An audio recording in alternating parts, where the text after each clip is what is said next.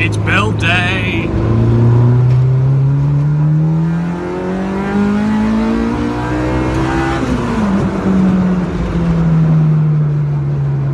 Yeah, so I'm a little bit excited.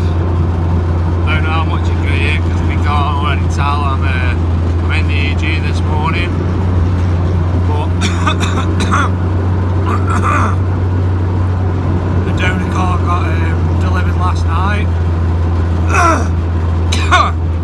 Oh dear. Yeah, the donor car got delivered last night. That's all tucked up in the garage now.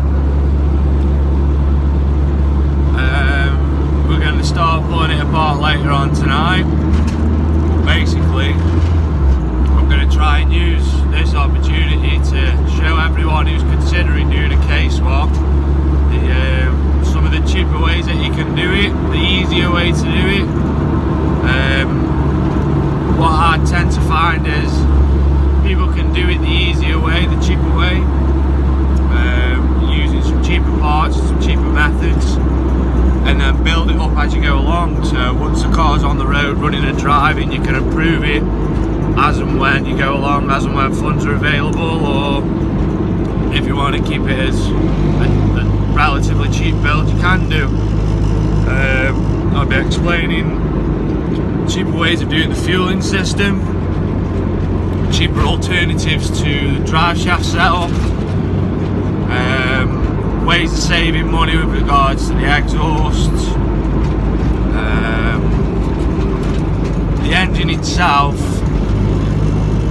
I find the cheapest way is to just buy an EP3. Buy an EP3 that somebody hasn't really looked after the bodywork, struggling to sell. Basically, there's quite a lot of EP3s out there like that, because let's be honest, it's just the new Saxo VTS, isn't it? So the majority of them just get bought, hammered round. People get bored of them and sell them on cheap. But yeah, keep watching. These videos will be hopefully should be helpful to quite a few people. So there's quite a lot of people on our Vtec junkies group that are considering K-swaps. It does seem to be the way to go now. I still love a good B-swap, but you get few and far between now, especially with regards to getting maintenance parts for them, i.e. desis and all that kind of crap. You haven't got to worry about that with a K. Having a little blip.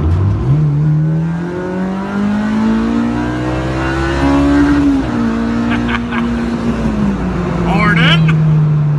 So yeah, keep your eyes peeled. If you haven't yet been onto the YouTube channel and subscribe, do it now. Go onto YouTube and search Beard Vtec. Mine should come straight up. There's a few videos on there, but no build videos yet. And I'll see you all later on this evening, and we'll show you how to rip an EP3's heart out. See you later. Right then, day one. We're about to begin. Behind me is the donor car, taped up the reg for legal reasons. It's basically a stock k20 A2. It's quite high mileage, but it has had a chain. It is a custom paintworks rocker cover. Stickers on the side. Yeah, so Rich bought this car. By the way, that's Mr. Tungate, who we're building it for. Well, building it with. He experienced a K-swap at the weekend, and I think 10 minutes after he put a deposit down on this EP3, so must have done something right for him. Anyway, so yeah, kicking in tonight with plans to have the engine out probably tomorrow. Just going to start with all the basics, strain everything down, exhaust off, shafts out. I'll just do you a quick run through of the parts that we can use from this car to go straight to his EG. Obviously the engine and box itself, we can use the radiator, we can use the rad hoses, we can use the stock EP3 drive shafts, just change the outer CVs for B series. Which you can buy from Pence, from eBay or Tegaware or wherever. Engine, box, radiator, hoses, shafts, and to be fair, that's pretty much about it. but he'll still have a pretty complete shell, which I believe he's sold on to another lad who wants a new shell for his EP3, so that's great. So right, I'm going to kick in now, see what we can get done tonight, and I'll update you all again later.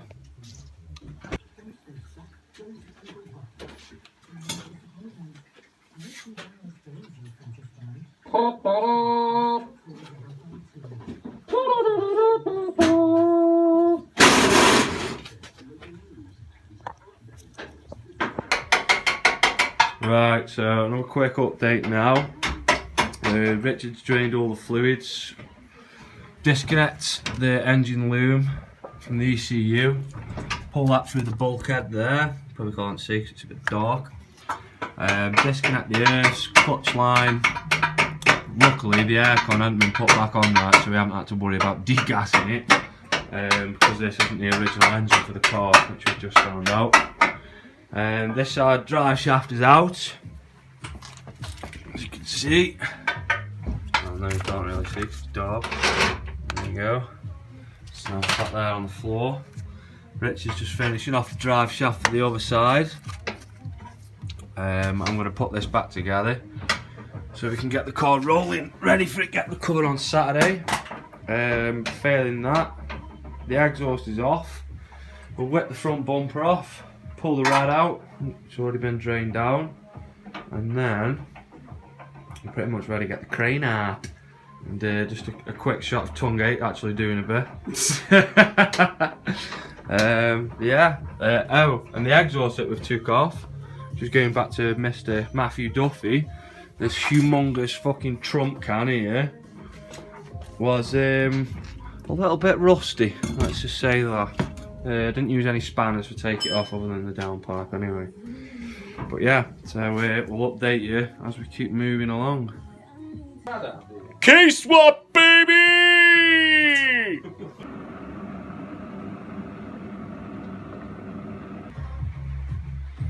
Right, stage now where it's pretty much engine mounts off and lift the fucker out. Do the front and back first. Front one's there, back one down there on the bottom of the subframe. This is my drink, that's full. You're bruised down here, mate, by tools. Oh. What does mine taste like? Coffee? Good. At least I haven't put the whole fucking finger in it. Yeah, so.